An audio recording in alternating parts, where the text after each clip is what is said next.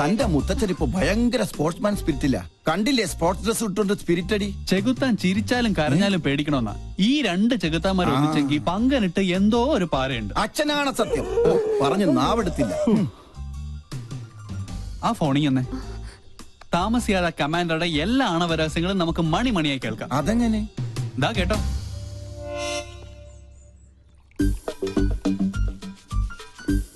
കായികത്തിന്റെ മറവിൽ കള്ളുകൂടി പരനാൾ കള്ളൻ ഒരു നാൾ പിടിക്കപ്പെടുന്ന. തനിക്കറിയില്ല എന്റെ വിഷമം. എന്റെ മിലിറ്ററി കോട്ട ഒളിപ്പിച്ചു വെച്ച് എനിക്ക് തന്നെ റേഷനായിട്ട് തന്ന് എന്നെ മുതലെടുക്കാൻ താരി. പങ്കനെ കുറിച്ചാ?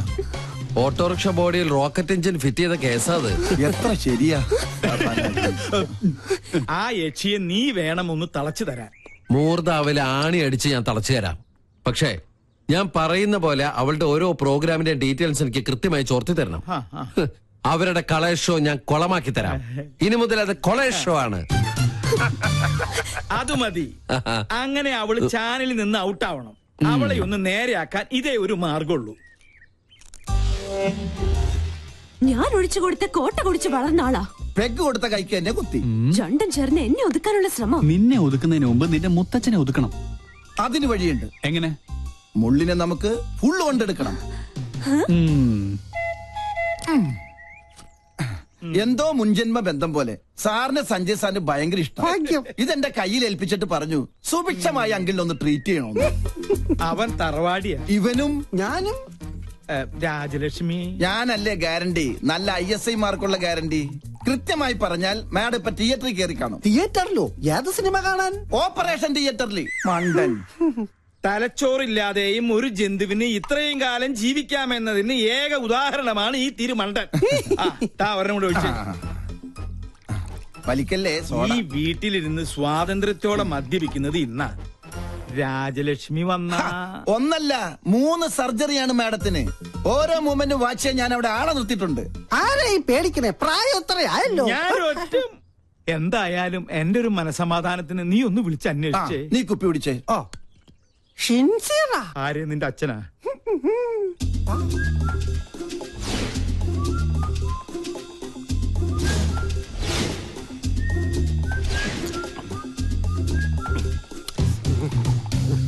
ഹലോ. അതെ, അവിടെ എന്തായി?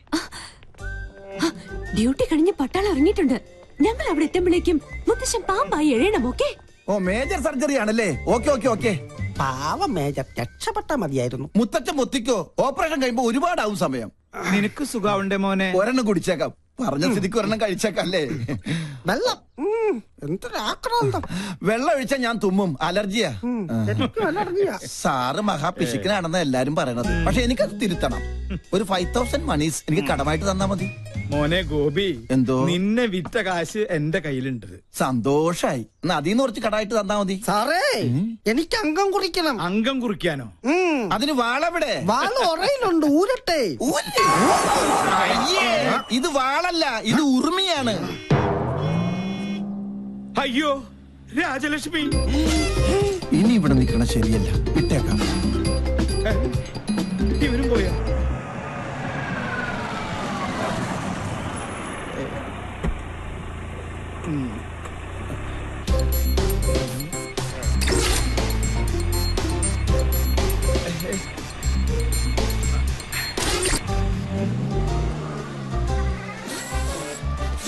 ഭയങ്കര ചൂടാ.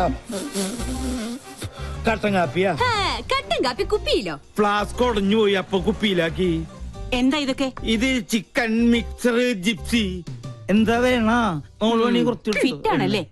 ഗൃഹാതുരത്വം, മസ്തിഷ്കപ്ലാണം, തൃശൂർ പേരൂരുണ്ട്, പ്രത്യുഗ്നൻ. എന്താ കറക്റ്റല്ലേ? ഞാൻ പറഞ്ഞത് ഇപ്പൊ അമ്മയ്ക്ക് ബോധ്യമായോ? പുതിയ കൂട്ടുകെട്ട് തുടങ്ങിയ പിന്നെ ഇതാ സ്ഥിതി. സ്പോർട്സ് ഡ്രസ്സും ധരിച്ച ദിവസം എങ്ങോട്ടാ യാത്ര? കൂട്ടുകാരന്റെ കോട്ടേഴ്സിൽ കോട്ടയടിക്കാൻ. 100 കൂട്ടം അസുഖങ്ങളുള്ള മനുഷ്യന് നേരം വണ്ണം നോക്കി മരുന്നും ഭക്ഷണവും നൽകി പരിപാലിക്കുന്ന എന്നെ വേണം പറയാൻ. ഒരു കാര്യം, എന്റെ പെർമിഷൻ ഇല്ലാതെ ഇനി ഈ വീടിന്റെ ഗേറ്റ് കടക്കരുത്, പറഞ്ഞേക്കാം. ഒരു കാര്യം, ഗേറ്റ് പഴയ സ്ഥലത്ത് തന്നെയല്ലേ, മാറ്റിയിട്ടുണ്ടോ? എടീ കരിങ്കാലി, നീയനോടുത്തൂല്ലേ?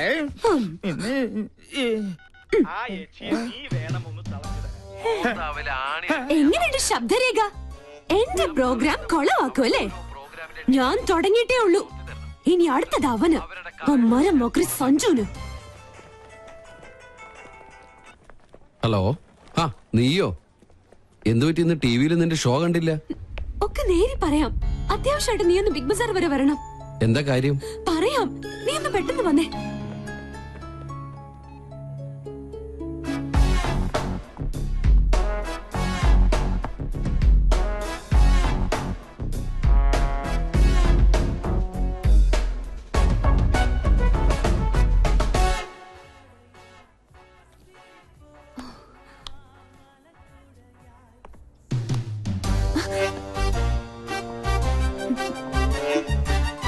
ഹായ്.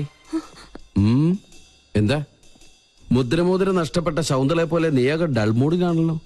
എന്താടി, പുതിയ വല്ല ഐറ്റോപ്പിക്കാനുള്ള സൂത്രപ്പണിയാണോ? എനിക്കറിയാം, നീ അതേ സംശയിക്കുള്ളൂ. ഞാൻ ആകെ ടെൻഷനില്ല. ആദ്യമായിട്ട് എന്റെ പ്രോഗ്രാം പോലും ഒന്ന് തടസ്സപ്പെട്ടത് അറിയോ? കാരണം എന്റെ ക്യാമറമാൻ രാഹുൽ, അവൻ ആകെ പ്രോബ്ലത്തിലാ. അവനെന്ത് പ്രോബ്ലം? ഞാൻ കണ്ടില്ലേ,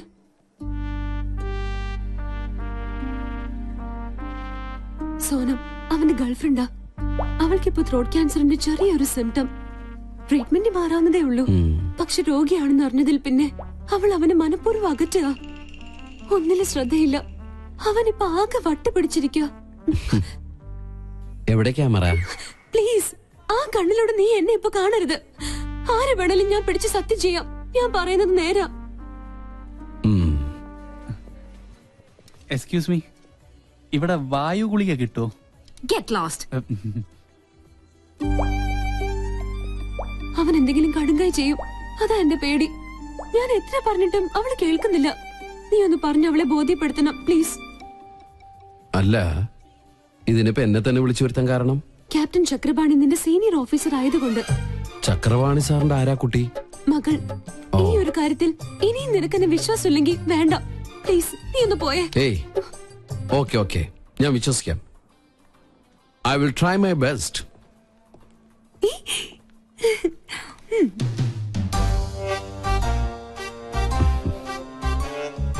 എക്സ്ക്യൂസ് മീ. കുട്ടി വിചാരിക്കുന്ന പോലെ അത്ര വലിയ സംഗതികളൊന്നും കുട്ടിക്കില്ല. ഇതൊക്കെ ചികിത്സിച്ചാൽ ശരിയാവുന്ന കാര്യങ്ങളേ ഉള്ളൂ. ഞാൻ അറിഞ്ഞു എന്നത് കാര്യാക്കണ്ട. തൊണ്ടയ്ക്കാണല്ലേ? ഒക്കെ എനിക്കറിയാം. എന്തിനാ വെറുതെ ആ പാവത്തിന് ഇങ്ങനെ വിഷമിപ്പിക്കുന്നത്? ഈ പ്രണയം എന്ന് പറയുന്നത് ദിവ്യമായൊരു അനുഭൂതിയാണ്. അവിടെ തന്റെ ഇടമാണ് ആവശ്യം. നമ്മള് ഒന്നിനെ പേടിക്കാൻ പാടില്ല. I can understand your feeling. Chakravani സാറിനോട് ഞാൻ സംസാരിച്ചോളാം. എന്താണ് തനിക്ക് വേണ്ടത്? അത് ഞാൻ ഈ ചക്രപാണി സോറി ചക്രപാണി സാറിന്റെ മകളാന്ന് വിചാരിച്ചിട്ട് ഞാൻ സംസാരിച്ചു. നമ്പറായിട്ട് ഇറങ്ങും പെണ്ണുങ്ങളെ ശല്യപ്പെടുത്താൻ. ട്രീറ്റ്മെന്റില്ല. തന്നെ മരിച്ച കാമുകയോട് സാദൃശ്യമുള്ള ഏത് പെൺകുട്ടിയെ കണ്ടാലും ഒന്ന് നിയന്ത്രണം വിടും. അതിന് ചങ്ങലക്കിടല്ല വേണ്ടത്. നോ നോ നോ, ഉപദ്രവിക്കില്ല. സംസാരം കൊണ്ടുള്ള ശല്യേ ഉള്ളൂ. അതുകൊണ്ടാ ചങ്ങലക്കിടാത്തത്. അതെ അതെ, സാറ് ധൈര്യമായിട്ട് പോയിക്കോട്ടാ. കടുവയെ പിടിച്ച കിടുവ.